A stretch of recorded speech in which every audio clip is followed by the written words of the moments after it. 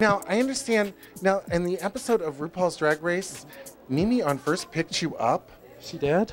When did that happen? It was during the lip sync for your life. Oh, that's right. What was going through your mind when Mimi picked you up? Well, you know, Mimi stated that I was copying Tyra Sanchez and Shangela from the first episode of the season, and that is false. All false, incorrect. What happened was Mimi kept blocking me while I was performing to one of my favorite songs, Don't Leave Me This Way, I Love You, Thelma Houston.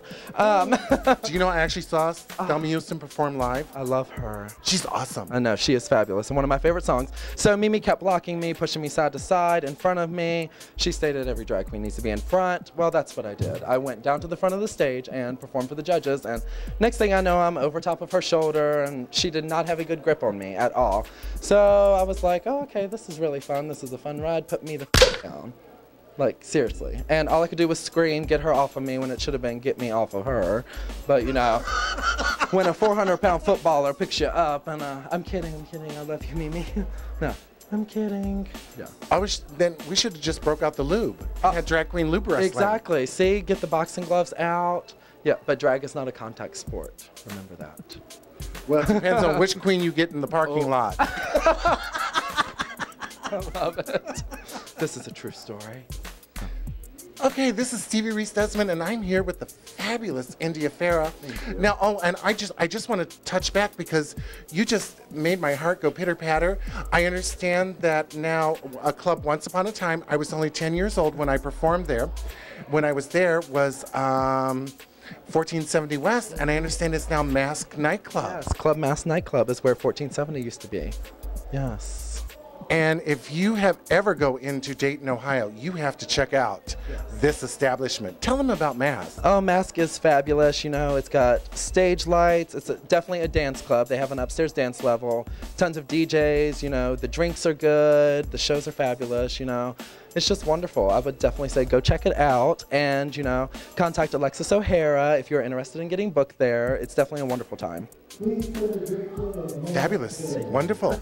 Yes. Girl, you're fabulous and wonderful. You do a wonderful job for the art form of drag. Thank you so much. I really appreciate that. Thank you. No, honestly, because I am a bitch. And I will be the first one to go, yeah, no. You're like, yes, sir. No, and you were fabulous tonight. Served fabulous energy. The costumes, girl. Do you make your own costumes? I do make a lot of my own costumes, but, you know, a few of the costumes I wore tonight was created by Patrick Howe for a very dear friend of mine, Scarlet Fever. I love you, Scarlet. Hi. Say hi to the babies.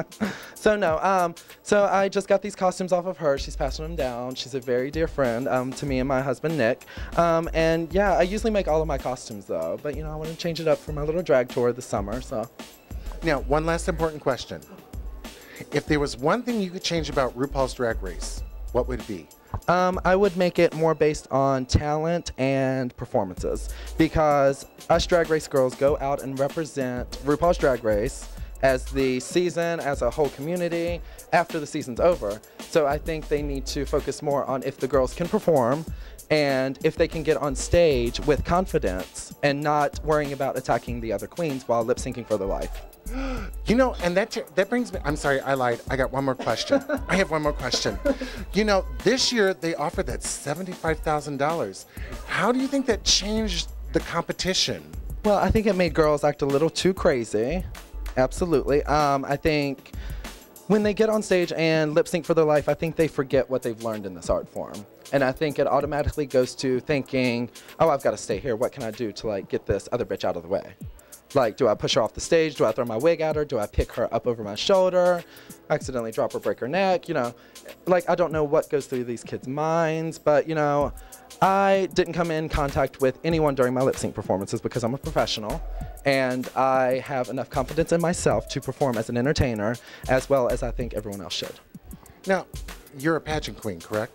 Well, you know, I've done a few pageants here and there. Just a couple. Once again, I lied. I also recall that you did something, you talked about a pageant that you were working on RuPaul's Drag Race. Was I? I didn't see that. Oh. Did I talk about a pageant? I heard there was I'm doing an upcoming pageant, and maybe in a year or two.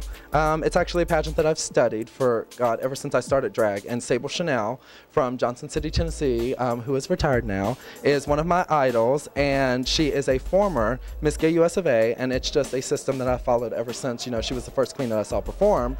And Alyssa Edwards is one of my dear friends, and she is actually a former Miss Gay US of A, as well as Asia O'Hara. So, you know, I definitely fit in that family, and I want to definitely compete in the future and capture the title. The South produces some very fierce queens. Absolutely. You know, us Southern girls. We love the art, honey. And it is all about the art, Yeah. and you definitely portray the art. Thank you. Thank you very much. Ladies and gentlemen, I'm Stevie Reese Desmond for Hot Spots, and I'm here with the fabulous India Ferrah. Thank you so much for coming here. Oh, thank you so much for having me. I love you, Youngstown. You all were fabulous. Thank you so much. And ladies and gentlemen, she is an Ohio queen representing the state. Peace. Peace. Thank you all for joining us tonight. Once again, if you weren't at Pulse Nite Club, late, you missed it. You should have seen this bitch. She was awesome. Now you get to watch the rerun. Bye-bye.